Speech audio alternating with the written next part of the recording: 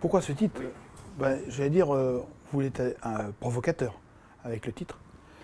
Mais il est venu qu'à la fin de l'ouvrage, parce que notre but, c'était pas d'écrire un livre, c'était de réfléchir sur un sujet donné qui nous intéresse particulièrement, que sont les jeunes.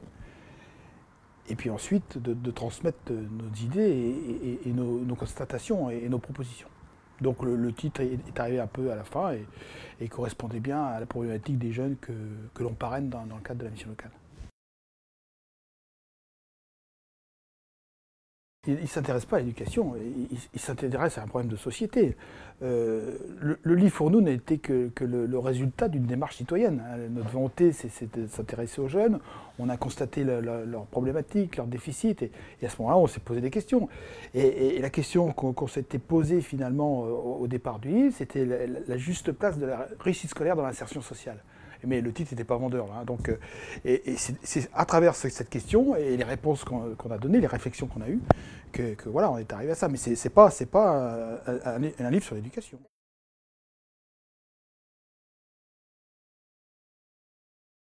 Qu'est-ce qui, au travers des médias, au travers des loisirs, au travers de tout ce qui peut être apporté aux jeunes aujourd'hui, leur donne une idée du plaisir qu'on a à gagner quelque chose?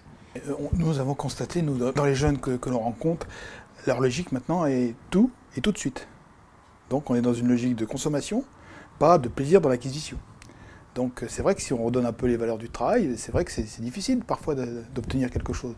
Mais quelle satisfaction quand on l'a obtenu. Et ça, quand on a tout et tout de suite, hein, on n'a plus cette satisfaction.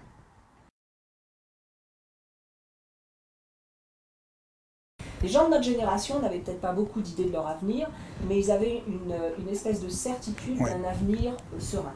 Garantie. Il y aurait du boulot. Donc ça, c'est un vertige. Et ça, il faut que les gens de notre génération en soient bien conscients. Parce que vous ne vivez pas, vous les jeunes, la même vie que nous avons vécue à notre âge. Le deuxième vertige, c'est le réveil douloureux. C'est je suis dans le virtuel, je passe mes soirées, mes nuits sur mes jeux vidéo, je vais à l'école parce que c'est obligatoire et je ne peux pas faire autrement, j'essaye d'y aller le moins possible quand même, donc je suis souvent absent, et puis tout d'un coup, plus rien. Et on constate que, pour ne citer que ceux qui quittent l'école à 16 ans, nous les retrouvons à la mission locale, ils n'ont pas 16 ans. Ils ont en général plus de 20 ans. Autrement dit, pendant 4 ans, ils sont restés, on ne sait pas où, on ne sait pas quoi faire. Parce que pendant 4 ans, ils ont été au bord du précipice sans savoir où ils allaient. Tous les adolescents ne sont pas malheureux, hein. Faut bien voir les choses aussi. Hein. Donc nous, on s'est intéressé aux plus démunis, hein, aux gens qui avaient besoin. Mais il y a quand même des jeunes qui sont encore pleins d'avenir et qui donnent envie de les suivre. Quoi. Donc il faut rester relativement pessimiste.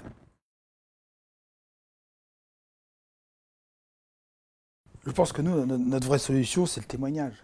C'est le témoignage du parcours, c'est le témoignage de la satisfaction qu'on peut trouver dans le travail. C'est là où on peut aider les jeunes à comprendre un peu les choses et surtout à comprendre que finalement, pour pouvoir exercer un métier dans de bonnes conditions, il faut apprendre des choses. Hein, donc il faut passer par un apprentissage. Nous nous sommes aperçus que l'éducation nationale était dans son coin et le reste de la société dans le sien.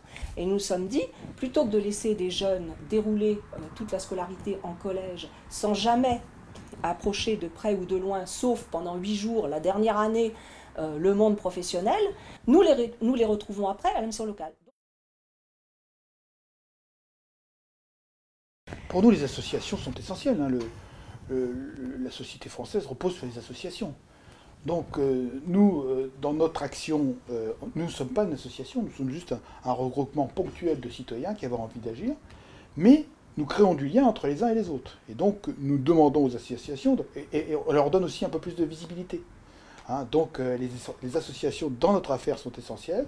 On met, nous, les associations en contact avec les professionnels ou avec les administrations.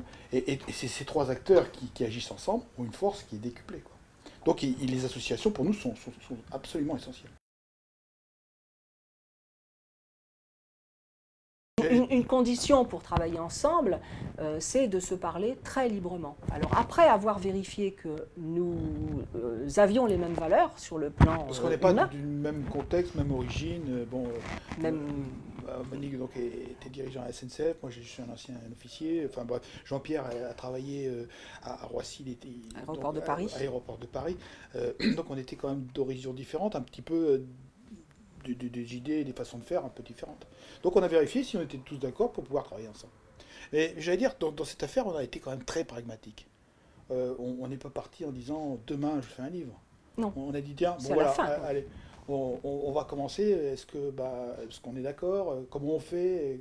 Quelles questions on doit poser? Comment on fait un entretien avec un jeune? Bah, au fur et à mesure de l'avancée de nos travaux, on dit tiens, bah, on pourrait peut-être faire ça.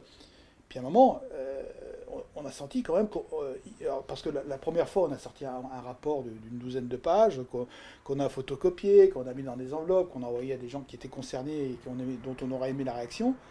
Bon, mais on payait les timbres, on payait les copies, on payait tout ça. Et puis c'est pas présentable. Donc ceci étant, l'idée après a un peu germé. Alors, pourquoi elle a germé aussi? C'est parce que bon, Monique avait déjà écrit 5 livres avant. Donc elle savait que c'était relativement, j'allais dire facile, si je peux me permettre. Non, elle savait que c'était faisable. Et donc elle s'est dit pourquoi pas. Et à ce moment-là, c'est là qu'on est rentré dans cette logique. D'abord, on a déjà une certaine satisfaction. Dans l'esprit du citoyen commun comme on peut l'être, c'est pas évident de dire qu'on va pouvoir écrire un livre. Donc moi, enfin Monique avait déjà écrit, mais moi, j'avais jamais imaginé qu'un jour ou un autre, je mettrais mon nom sur une couverture.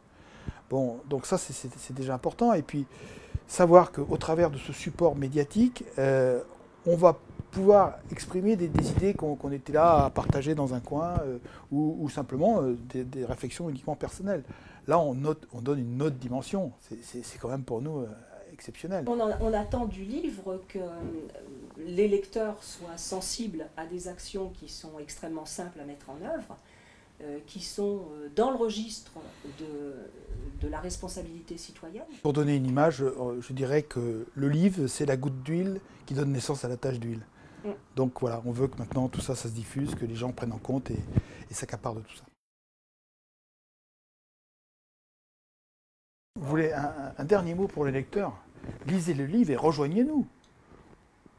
Ou agissez là où vous êtes. Agissez là où vous êtes. Et posez-vous la question pour vos enfants, et toi, tu fais quoi de mon avenir? Et posez-la aux autres.